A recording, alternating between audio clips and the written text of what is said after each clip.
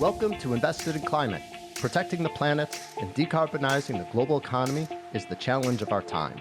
Never before have so many people rallied around a common cause. We all have a role to play, and the opportunity we face is unprecedented. Invested in Climate aims to help people do more to address climate change through their work, investments, learning, lifestyle, and activism. I'm your host, Jason Rissman. I co-lead a climate venturing practice at the design firm IDEO, supporting early-stage climate founders and organizations. I'm also an investor and startup advisor, and have realized that when it comes to climate action, I'll be a lifelong learner looking for the best ways to have a climate-positive impact. If you like what you hear, give us a good rating on Apple, Spotify, Google, or wherever you found us. Follow us on social, subscribe, and spread the word. Find episodes, sign up for updates, get in touch, and visualize your climate action at investedinclimate.com. Thanks for joining.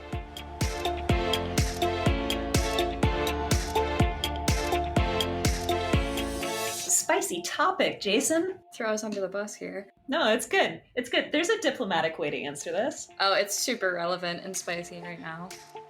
Hey folks, I've been really curious about seaweed. I hear a lot about seaweed-based businesses, and there's a lot of hope and hype around the potential for seaweed as a climate solution. The seaweed market has grown to become a $15 billion industry, and it's projected to grow to $25 billion by 2028. So to learn more, I caught up with two aspiring seaweed startup founders, Alexia Akbay and Julia Marsh.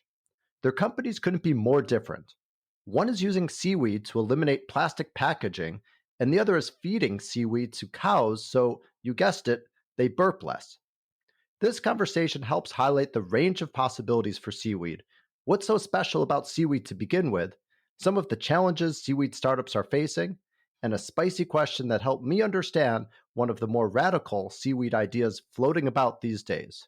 Okay, I promise no more puns, or maybe just a couple, but lots of insights to chew on. Enjoy. Julie and Alexia, welcome to Invested in Climate. So glad to have you both here today. Happy to be here. Yeah, thanks for having us. Excited to have this conversation. Where are you both? Where are you calling in from today? Calling in from the Bay Area in California. And I'm calling in from Kona, Hawaii Island. Lucky you, Alexia. What a beautiful place. Would love to come visit your headquarters eventually. I'm sure it's gorgeous. And I know that you were both in Climate Week in New York last week. Sorry we didn't run into each other, but what great energy. Did you have fun bouncing around the city? Yeah, definitely. I used to live in New York, so it was a little bit of a renaissance for me in many different ways. And then to have Climate Week on top of that and meeting so many people face to face for the first time in a few years was wonderful. Renaissance, I love that. I also used to live in New York, so similarly, like all my best gal friends are still in the city, and it's a nice dimension to add. We both attended the regenerative travel event on different innovation happening around ocean and hospitality, which was really rewarding. Fantastic. I used to live in New York too, but I can't quite claim that last week was a renaissance, but it was great to be re-immersed in community. So we have so much to talk about. Let's dive in. You both are entrepreneurs founding really innovative companies in the seaweed space. And I'd love to just get first an understanding of what those companies are and really the problems that you're aiming to solve.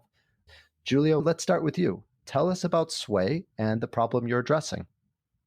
At Sway, we are replacing very annoying plastics with seaweed.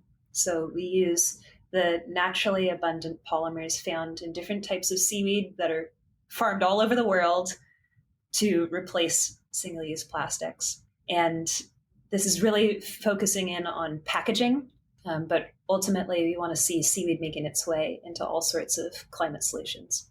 Amazing. Alexia, what about you? What is Symbrosia and the problem that you're trying to solve?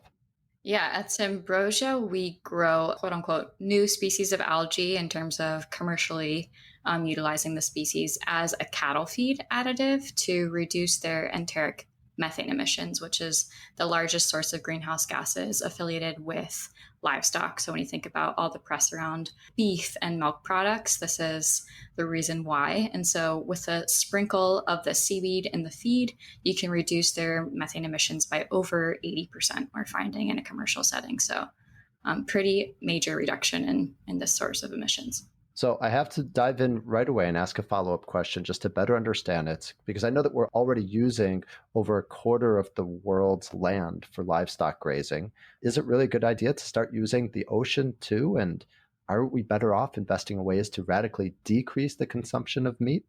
Yes, I think that when I started on this journey, that was actually my mission. So I spent a lot of time in the kind of consumer education space and climate and food systems, trying to convince people to eat less beef and dairy. And I quickly realized that it was really frustrating that 4 or 5 years ago, not as many people were willing to shift their diets as they are now. And thinking about the different planetary boundaries that we have and the timeframes that we have to reduce our emissions, this seemed like a practical solution in trying to save, quote unquote, save the planet while we're also shifting our diets towards plant-based. So I've been vegetarian for 5 or 6 years of my life, fully support transition and reduction of meat intake, but at the same time, I'm looking for a solution or trying to push the solution forward.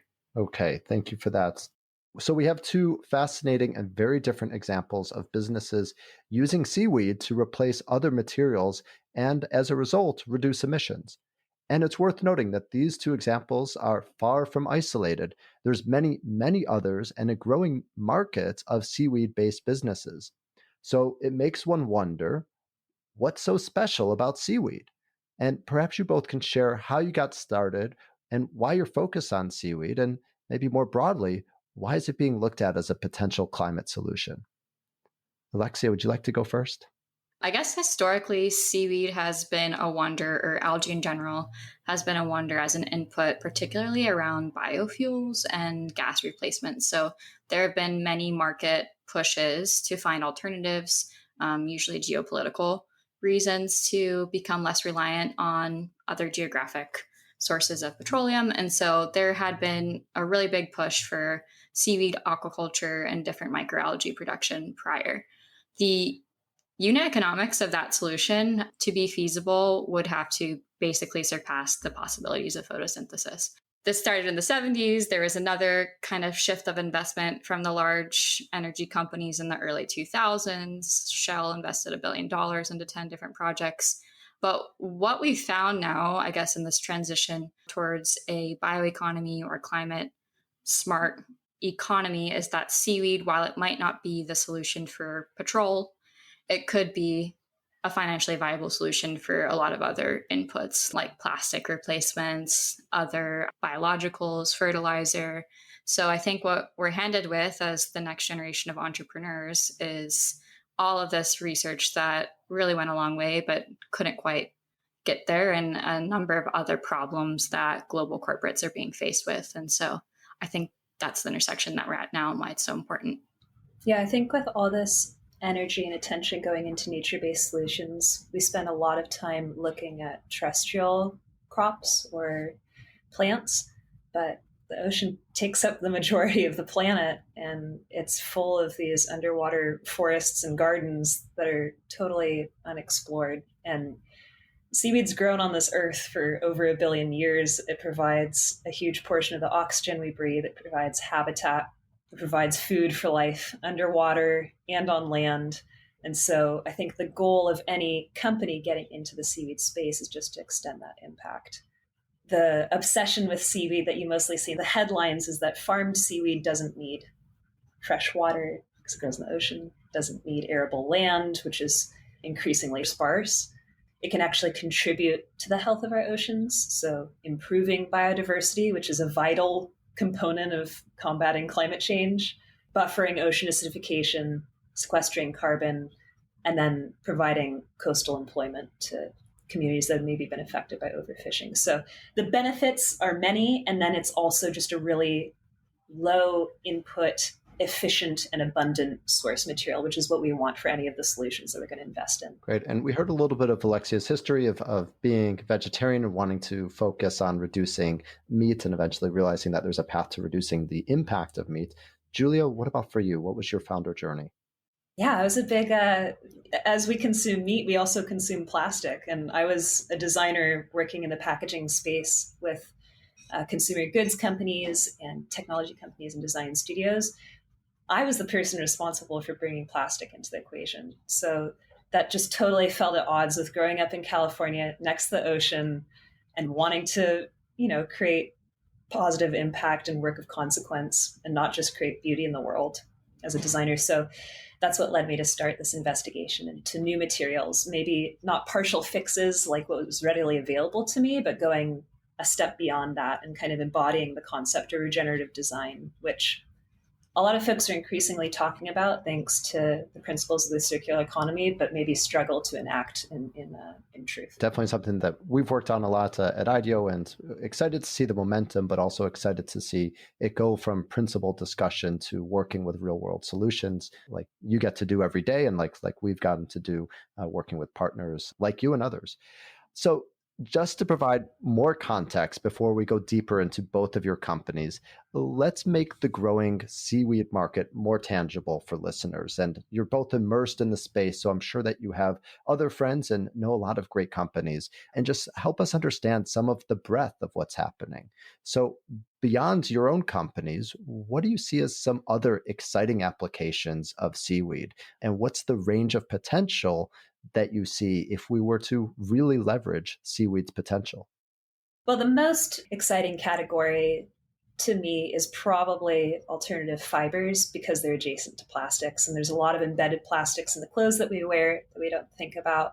There's a company called AlgaeNet, and there's emerging other startups in this space who are trying to replace these frustrating plastic polymers that make their ways into our clothing with seaweed. And then the other big space is food. So a huge amount of interest in replacing bacon or burgers with seaweed. There's a company called Atlantic Sea Farms that just launched this sea veggie burger. I've yet to try it. It's coming out soon. There's a company called Umaro, which is also based here in the Bay. They make seaweed-based replacements for bacon. Pretty cool, but lots of activity. Yeah. What else, Alexia? What am I missing? Yeah, I think the food consumption or food products is most underrated. For me, rootless is, I think, a really interesting concept. So they do seaweed-based, like daily multivitamins.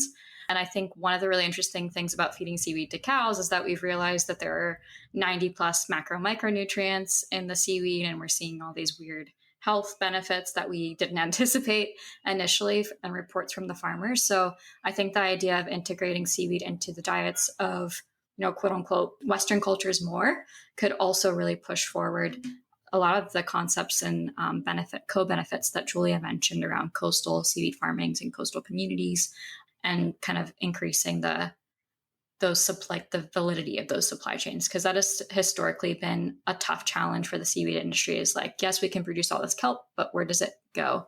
And so if biofuels not possible, or these other, that's not possible as an input for cheaper goods, maybe we can convince more Americans to eat seaweed and utilize it in the way that a number of countries in Asia have successfully done. Although a lot of people are already eating seaweed and they don't even know about it. Seaweed is used as a thickening agent on a lot of the ice cream that we eat, or in some of the donuts in our toothpaste. It makes its way secretly in, and it's also used as a bonding agent in some of these alternative fish foods. So if current foods or finless foods, these alternative fish products that are enabling us to kind of move away from our dependencies on harmful fishing practices are also using seaweed. Pretty cool. Julia, you've now rendered this episode inappropriate for my kids, who will use it to argue that ice cream is healthy in just one more way. But thanks for that. I did not know that. I'd love to dive into the specifics and learn more about both of your companies, and really learn about what's the technological breakthrough that's setting you apart, and how far along are you in your journey? So when we started growing a quote unquote new species of seaweed, we had all these funny projections about how we were just going to start increasing our production month over month, and we were going to meet 10% of the market in the first year. And then we quickly ran into the realities of being essentially a farmer. And so when you think about the resources that a farmer has when they're working with a crop, they can buy seed. There are already kind of methods utilized to grow it in the field, and well-known processing methods, harvesting and distributing as well. And so when we started, we really had none of that. So what we've kind of landed on as our differentiator, as Julia mentioned, seaweeds are very old, taxonomy-wise, been around for a billion years. There are over 12,000 species of seaweed, and we only grow 5 of them. So what we've done is brought another species into the realm of being able to cultivate it. So a lot of that has been hinged on a foundational seed bank. So we have over 500 different strains of the species that we've collected from 4 islands in Hawaii to really start understanding the functionality of the species and selecting specific strains that can go in this use case. So I think that's the first step of trying to bring more of these seaweeds that might have really novel use cases into production so that we can continue to evolve the number of products we can make out of seaweed. So that's kind of our biggest differentiator. We have the largest seed bank in the world of the species and continue to kind of hybridize and evolve upon it. Great. In terms of market adoption, are you already distributing to partners and are you serving customers already? Yeah, so we're doing pilot programs now. Typically in agriculture, what happens is if there's a new product, you kind of have to demo it with the farmer. They have to see for themselves that it works before there's more widespread adoption. Regulatory wise, we can only really use this product right now in California. So we're also working on national regulatory approval, but we do have 2 pilots, one with a beef company and then one with a dairy company ongoing. Alexia, I've never asked you this, but is a farmer able to gauge whether a cow likes your seaweed? Oh yeah. So we've done palatability tests at universities too, where they just time like how long it takes the cows to eat the seaweed, if there's any seaweed left. Over time, we found that as our process has gotten more streamlined, that the product quality is better and the seaweed then ends up tasting better. So yeah, we have a video on our Instagram of like cows just like chowing down on the seaweed. It is really high in minerals, which often aren't found naturally in forage too. So it does provide them these minerals that they know they need. Julia, what about you? So at Sway, our big goal is to replace plastics at scale. We're specifically focused on thin film plastics like bags and wrappers and pouches, commonly found in food and in fashion and in personal care and cosmetics. The challenge, or maybe the opportunity to actually replace these plastics, is to design material formulations that work with existing infrastructure. So the breakthrough technology, the focus of everything we do at Sway as a material innovation house, is to work closely with those in the traditional plastic space to make bio-based formulations derived from seaweed that don't require new machinery, that can just be plugged into the system that already exists. Not trying to reinvent the wheel, just trying to bring new materials into the mainstream and make them accessible. I would say that's the big breakthrough. The other is that a lot of the materials that are readily available to most of us, besides plastic, are not actually better for the planet.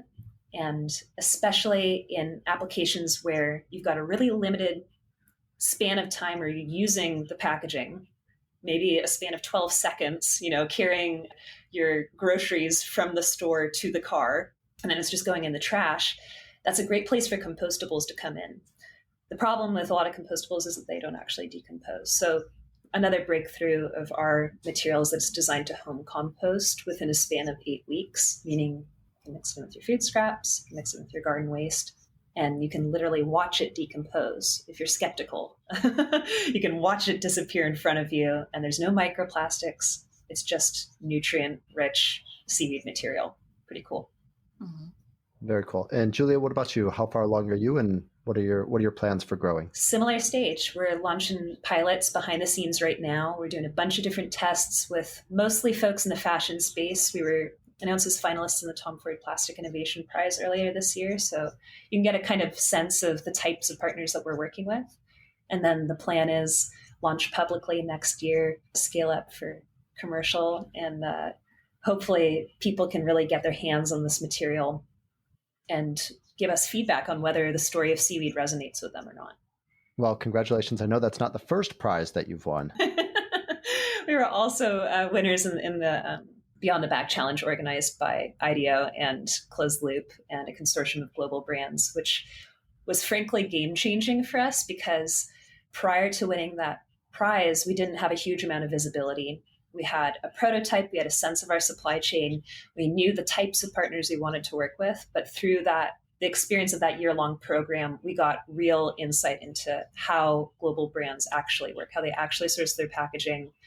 Also got the visibility that enabled us to really like expand our team and raise money and get to where we are today. So truthfully, very thankful to Open Idea. And we actually continue to work with folks from that team. So it's an ongoing relationship. Really excited by the progress for both of you. And, it's a familiar story. During Climate Week, I was in a room full of entrepreneurs talking about the barriers to scale for the circular economy startups. Folks were talking about moving from pilot to expansion and getting the types of partnerships and capital and awareness and product market fit. And I'm curious for each of you how you're thinking about that transition and really what are the biggest barriers and what needs to change to accelerate your path to scale?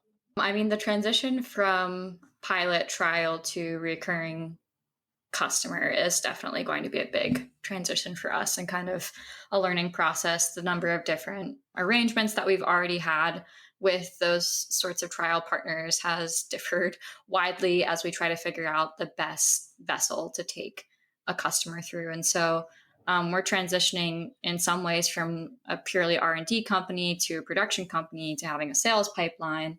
And so just really understanding the nuances and like the hard and fast, tangible ways to set up those programs is definitely, it feels like a sign of maturity in a startup, that unless you've been through that as a part of another company, it's probably really difficult to figure out how to navigate that process, because a lot of times, an investor, for example, maybe has never gone through that process, but might be one of your main like brain trusts, or someone that is already working for a pretty large and well set up company may already have all these existing processes in place and hadn't had to like think through the different nodules at each point. So I think having the grit and like the persistence to continue to build those pipelines is yet another steep learning curve for us. And so I think that's, again, as an entrepreneur, you're just continuing to level up all of these different knowledge bases. And that's kind of where we are right now. So I think getting the right expertise and finding people that are willing to think about all of those details involved in setting up a new process like that. Honestly, it may be too soon for me to say what the challenges will be in commercialization because we're not there yet, but I can make guesses. One is probably more boring, which is just tied to legislation and policy around single-use plastics and how we define what a plastic is and what companies decide around continuing with recycling and wanting to continue working with plastics versus being open to adopting biomaterials that are designed for compost. So that's maybe like an emerging space that we'll continue to adapt to.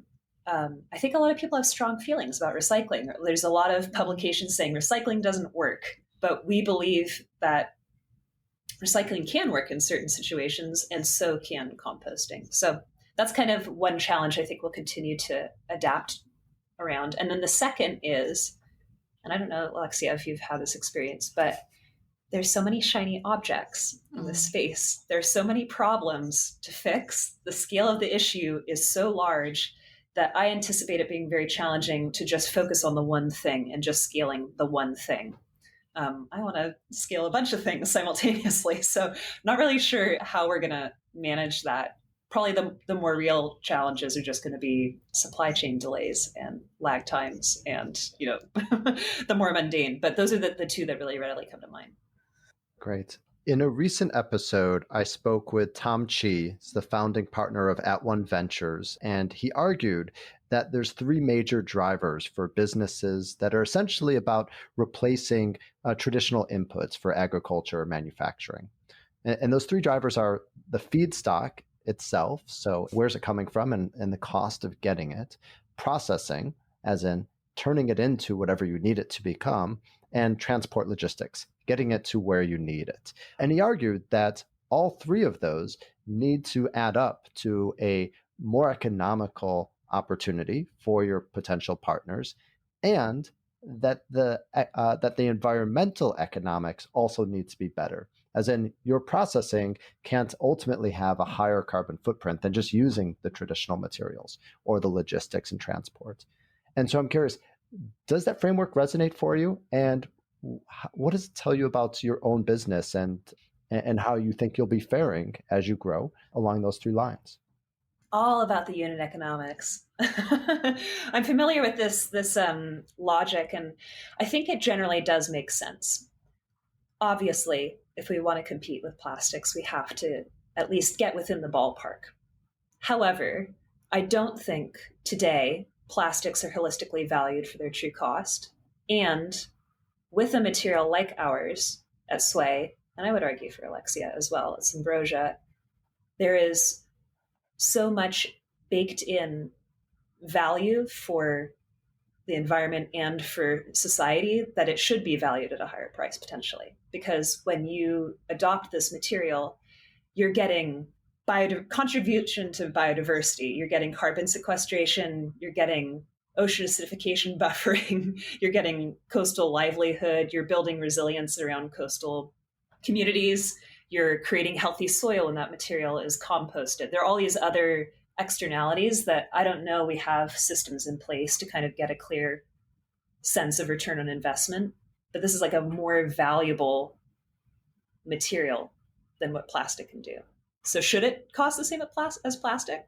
For it to scale and be competitive, yeah, but should it cost the same? Alexia?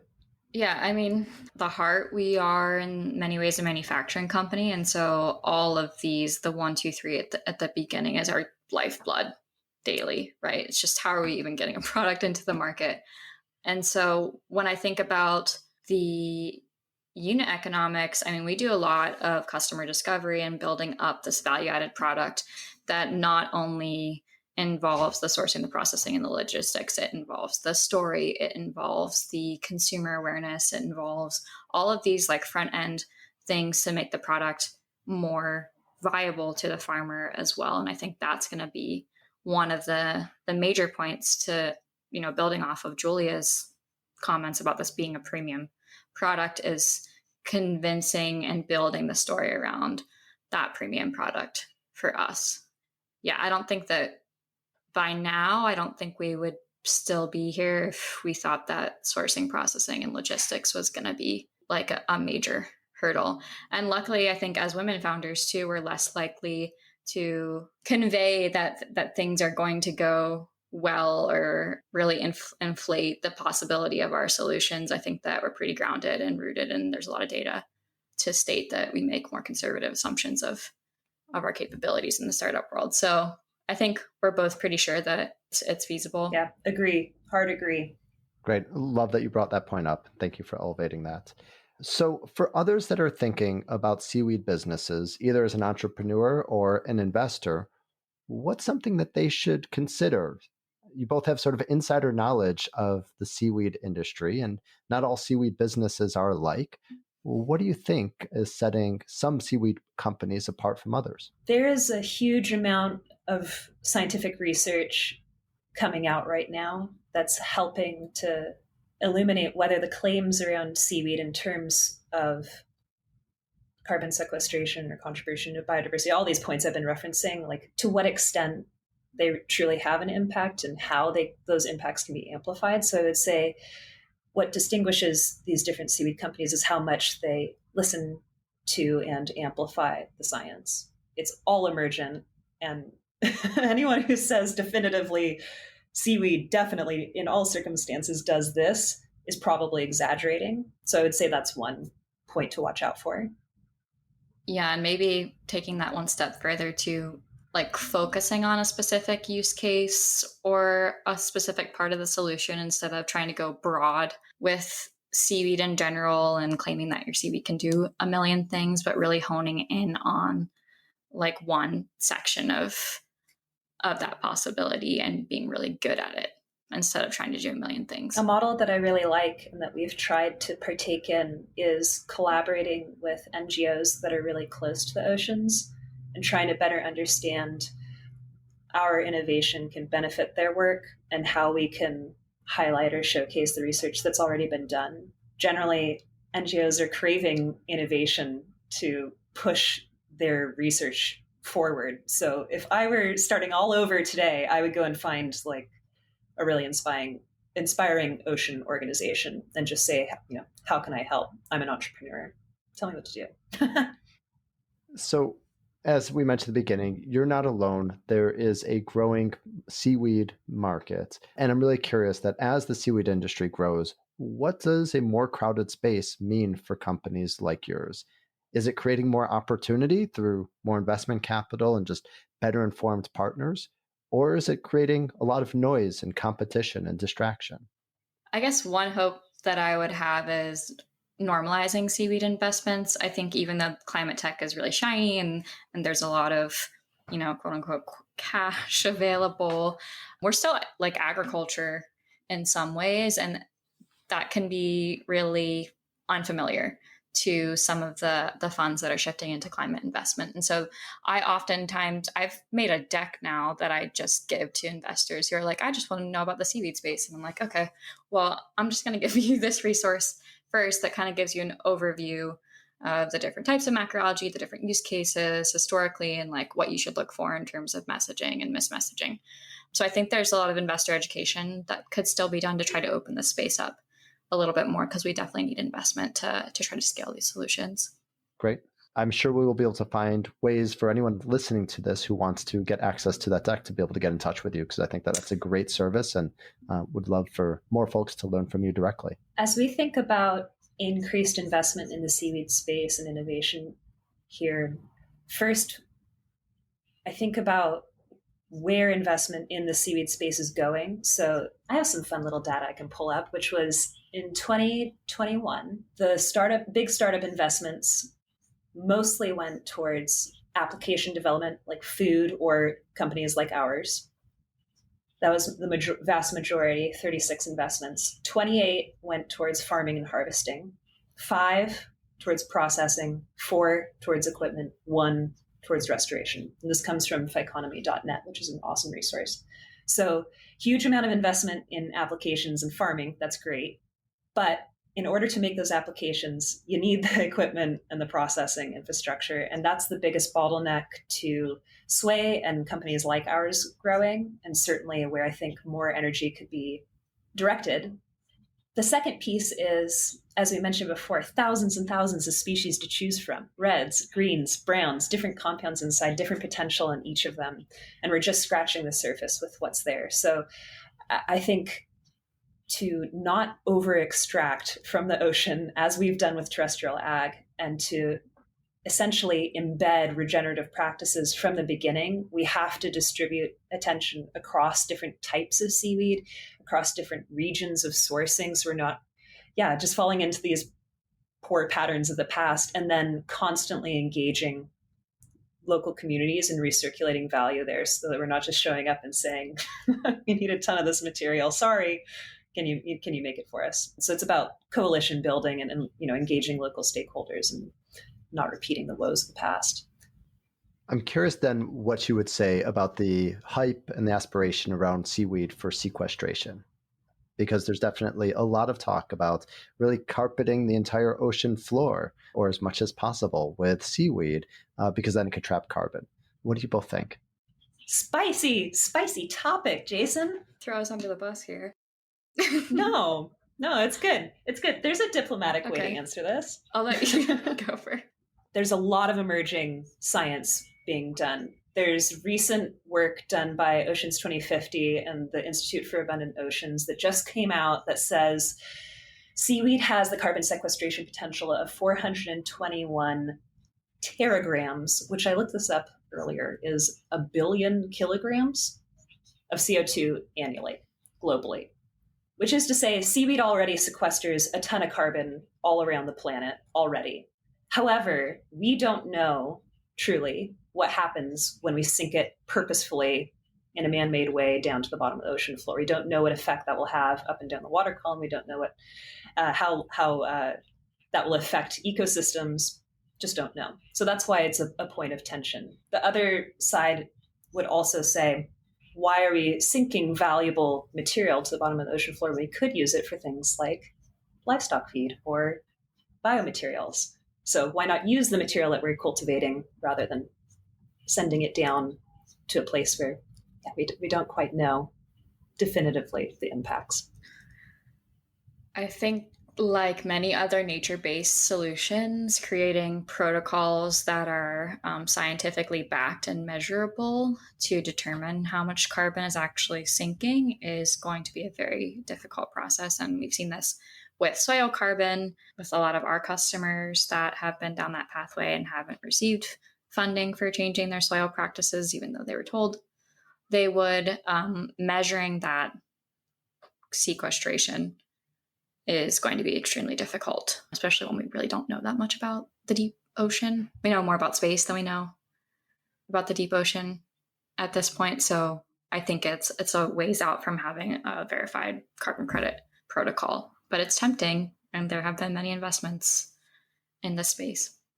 Thank you both for, sorry, pun unintended, but diving into that tough question. Let's turn now to what consumers should know. My kids think that they could eat as much ice cream as they want because you've told them that seaweed is in it. But what really should all consumers know and think about seaweed? And in fact, maybe not all seaweed is actually healthy, is that it can be full of heavy metals, and too much seaweed might actually mean that you're ingesting an unhealthy amount of arsenic or mercury or lead. And I've read that taking supplements is perhaps more risky because they're, at least in the US, not regulated by the FDA, whereas fresh seaweed actually is. But you're the experts. Tell us, what should we as consumers know and think about seaweed? I always think about seaweed like an herb. It's really potent in all of the nutritional value that it has, and so it might not be the main staple of your diet for that reason. Like, you shouldn't probably eat a pound of rosemary. There could be detrimental effects. I think it definitely depends on the species, but to your point, wild seaweed can accumulate a lot of heavy metals, but a lot of companies do have internal quality assurance to measure those levels, and it should be available on the ingredient label on their website. So you can do your own kind of quality insurance on that. But I do believe that the health benefits largely outweigh any sort of safety risk if you are paying attention to things like heavy metals. This is entirely outside my realm of expertise, actually, but I might just add that whilst the consumption of seaweed may not feel common in the United States, it is. We love sushi, and a good portion of the world regularly eats sushi and eats seaweed soup and eats all sorts of seaweed products. So presumably, I think the entire continent of Asia is pretty interrelated with seaweed cultivation and consumption, and they seem to be doing fine. That's just, not a scientific answer, but conjecture. Yeah, and actually I learned that about 20% of meals in Japan contain some type of seaweed. So it absolutely can be safe and a regular part of one's diet. Fun to know that you're not both just eating your raw ingredients there and not living on seaweed, although using it for your livelihood. So you both brought up the possibility that seaweed-based businesses actually are contributing to communities in another way, and that's by creating jobs. Tell us a bit about your vision for how your companies can be supportive of a broader ecosystem where more people are engaged in this industry. The potential of seaweed and the expansion of the blue economy to sustain coastal communities is my favorite piece of the seaweed story. The World Bank projects there are 50 million indirect jobs and 50 million direct jobs related to the seaweed industry and food alone. And the quite cool thing about seaweed farming is that the majority of seaweed farmers globally are women or people of color. And so there's a social justice or a social impact component of the seaweed story that maybe is overlooked, but should be amplified.